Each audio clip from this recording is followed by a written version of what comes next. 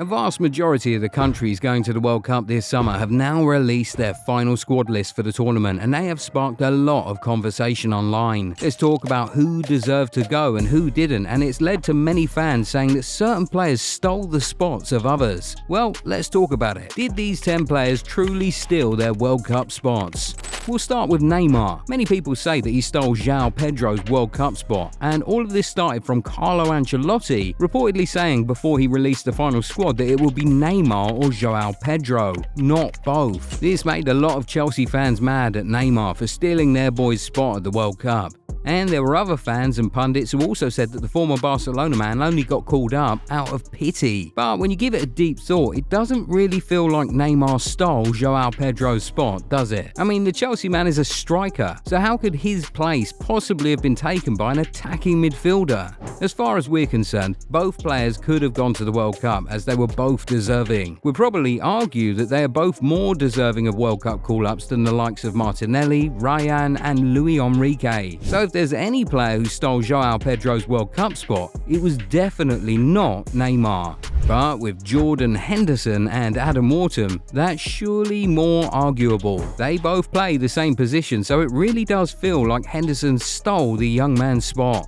Obviously, you can make an argument for Henderson. He's great for morale in the dressing room as he's one hell of a leader. But on the pitch, Wharton is certainly the more valuable player at this point of their careers. Henderson is simply not the kind of guy that can come off the bench and change a game, but Wharton, with his wide range of passes, certainly can. So when you look at it like that, it really does feel like Henderson stole the young man's spot. Meanwhile, at left back, it was Jed Spence who is certainly stealing Lewis Hall's spot.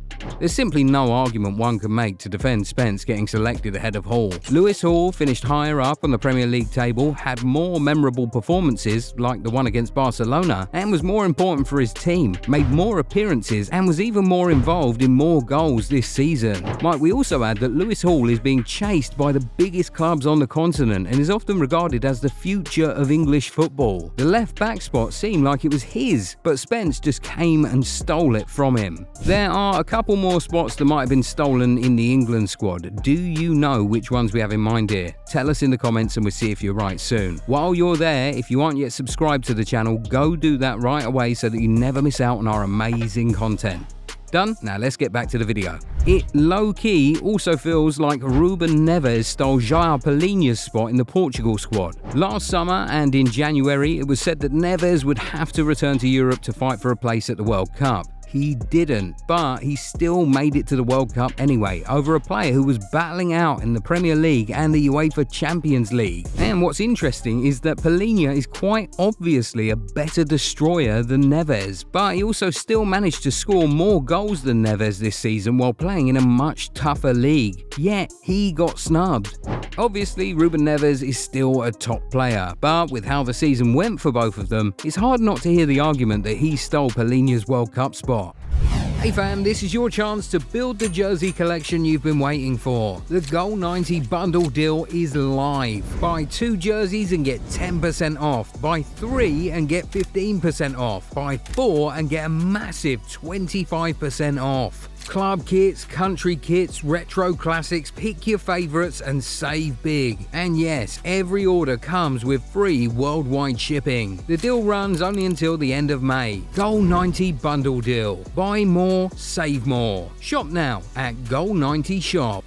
Let's now head back to England. Guys, can we face it? It really does feel like Noni Madueke stole Jarrod Bowen's spot at the World Cup. Yes, Noni won the league and all that, but when it comes to individual performances, Bowen was head and shoulders above the Arsenal man. I mean, a guy many fans were calling the worst signing of the Premier League season not too long ago is on his way to the World Cup. Meanwhile, the 5th most productive player in the division in terms of goals and assists is sitting at home. Yeah, that's quite strange. In trying to explain this decision, Tuchel said that Bowen's situation with West Ham battling relegation affected his chances. But isn't it interesting that the same situation didn't affect Spence's chances? I mean, Madueke was directly involved in just 12 goals in 42 appearances. Meanwhile, Bowen was directly involved in 23 goals, also in 42 appearances. That's nearly 2 times more goal involvements in the same number of games. It's really hard to defend this one, we'll be honest. It really does feel like Madueke has just stolen Bowen's spot here. Now, this next one's not being talked about so much, but it feels like it's worth a mention. Guys, think about it for a second. Doesn't it feel like Victor Munoz just stole Ansu Fati's place at the World Cup?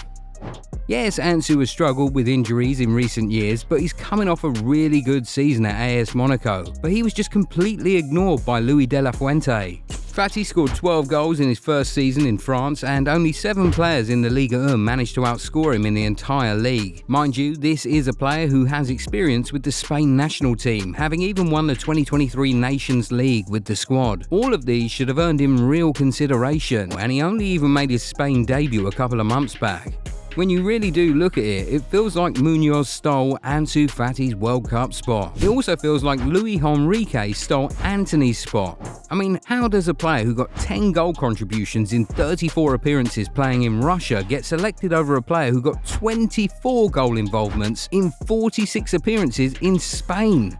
For real, what sense does it make? It feels like Antony is still a victim of what happened at Man United. It obviously really affected his reputation, and it seems like he's not been able to recover from it. I mean, Antony hit double figures for both goals and assists, led Real Betis to the quarterfinals of European competition, scored against clubs like Barcelona, Atleti, Lyon and Sevilla, and helped Betis secure Champions League qualification for the first time in 21 years. This was one heck of a season, and if it was anybody else, he would be on his way to the World Cup right now. But the coach chose to go with a player who struggled to score in the Russian league. Really interesting, innit?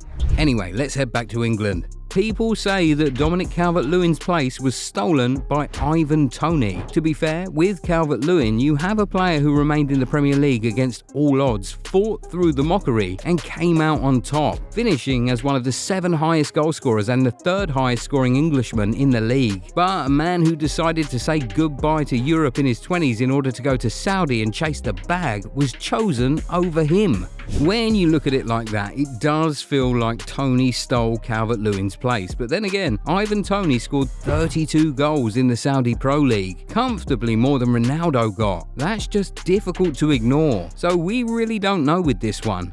But as for Tino Livramento, it genuinely feels like he stole Trent Alexander-Arnold's World Cup spot. I mean, don't get us wrong here, Livramento is a solid player and could be the future of the England team. But this just wasn't his season. He suffered injuries to his knee, thigh and hamstring at different points in the season, and as such could only start 14 games in the Premier League. In fact, he's still struggling with a thigh problem right now, and he's only expected to be back a few days before the commencement of the World Cup. Seeing Tuchel pick him over a seasoned pro like Trent just feels off. Trent has been fit since February and has been solid ever since. He's a player who can absolutely turn a game on its end just with one swing of the boot. He's so good that if he had been selected, he would certainly have been one of the most creative players at the World Cup. Seeing a half-fit Livramento go ahead of him really just feels like his spot was stolen. Another Real Madrid defender worth mentioning is Dean Howson. Folks say that his spot in the Spain squad was stolen by Aymeric Laporte. Howson finished higher up in La Liga, was better in the Champions League, played more games, scored more goals, completed more passes, and just did a lot more. But Laporte ended up going ahead of him. Some Real Madrid fans are of the opinion that the former Man City man stole Howson's World Cup spot, and we now want to hear what you guys think about that. We also want to hear what you guys think about the other players on this list. Do you agree that the notion that some of these spots were indeed stolen? Are there more players that you would say stole their way to the World Cup? Get in the comments and talk to us. If you enjoyed this video, give it a thumbs up and subscribe to the channel. Also turn on the bell notification so that you never miss out on new content. We'll catch you in the next one. Bye.